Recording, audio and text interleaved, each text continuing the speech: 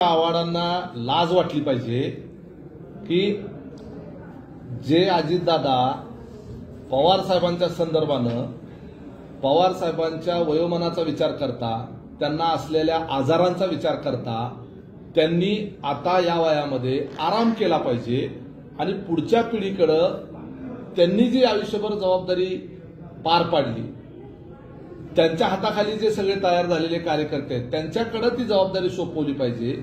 या संदर्भानं दादा बोलत असतात। स्वतःच्या कुटुंबातल्या आपल्या आईवडिलांच्या बाबतीमध्ये ते वयोमानानं थकल्यानंतर कुठल्याही कुटुंबामध्ये त्या कुटुंबाची मुलं आपल्या आईवडिलांना आता तुम्ही आराम करा, काम करण्याची जबाबदारी आमची आहे, तुम्हाला सांभाळण्याची जबाबदारी आमची आहे असं म्हणत असतात। त्याचा उलटा अर्थ घेऊन अशा पद्धतीचं वक्तव्य करणं जितेंद्र आव्हाडांना अजिबात शोभत नाही। इतके ते स्वार्थी आहेत की पवार साहेब आता 85 वर्षाचे होत असताना, त्यांना वेगवेगळे आजार आहेत हे माहीत असताना यांच्या प्रचाराला उन्हातानाचं पवार साहेबांनी फिरावं, त्यांच्या तब्येतीचं काय का वाटोळं होईना, त्यांना किती का त्रास होईना, परंतु ह्या जितेंद्र आव्हाडच्या प्रचाराला पवार साहेबांनी रॅलीमध्ये फिरावं, उघड्या जीपमध्ये फिरावं, तिथं पवार साहेबांच्या तब्येतीची आणि वयाची काळजी वाटली नाही। त्यावेळेला पवार साहेब 83 वर्षाचे असताना जितेंद्र आव्हाडांनी उघड्या जीपमधून पवार साहेबाला उन्हातानाचं फिरवलं 3-3, 4-4 तास। माझा बाप म्हणायचं आणि स्वतःच्या बापाला उन्हातानाचं फिरवायचं। त्यावेळेला लाज नाही वाटली जितेंद्र आव्हाडांना, त्यावेळेला नाही काळजी वाटली शरद पवारांच्या तब्येतीची। त्यावेळेला माहित होते जितेंद्र आव्हाडांना की पवार साहेबांची तब्येत कशी आहे, पवार साहेबांना किती आजार आहेत। या वयामध्ये तुम्ही पवार साहेबांना राबवून घेता, त्यावेळेला त्यांच्या आरोग्याची काळजी त्यांना वाटली नाही। आणि तुम्ही अशा पद्धतीचं फक्त महाराष्ट्रातल्या जनतेला तुम्ही फक्त अशा भावनिक पातळीवर ब्लॅकमेल करायचा प्रयत्न करता। अजित पवार शरद पवारांच्या मृत्यूची वाट पाहत असतात, तुम्ही पवारांच्या कुटुंबातले, अजित पवार पवारांच्या कुटुंबातले आहे, पितृतुल्य त्यांचंही त्यांच्यावर प्रेम आहे। तुम्ही सगळ्यांनी मिळून पवार साहेबांना अडकावून ठेवलेला आहे, तुम्ही सगळ्यांनी मिळून पवार साहेबांना घेरून ठेवलेला आहे। आज पवार साहेबांना सोडून अजितदादा पवार साहेबांना सोडून गेलेले नाही आहेत।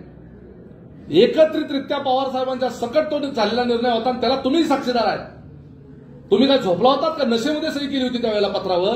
भारतीय जनता पार्टीच्या सोबत सरकारमध्ये जाण्याच्या करता सही करणाऱ्यामध्ये जितेंद्र आव्हाड पण होते ना। गांजा प्याला होता का दारू प्याला होता त्यावेळेला जितेंद्र आव्हाड सही करताना?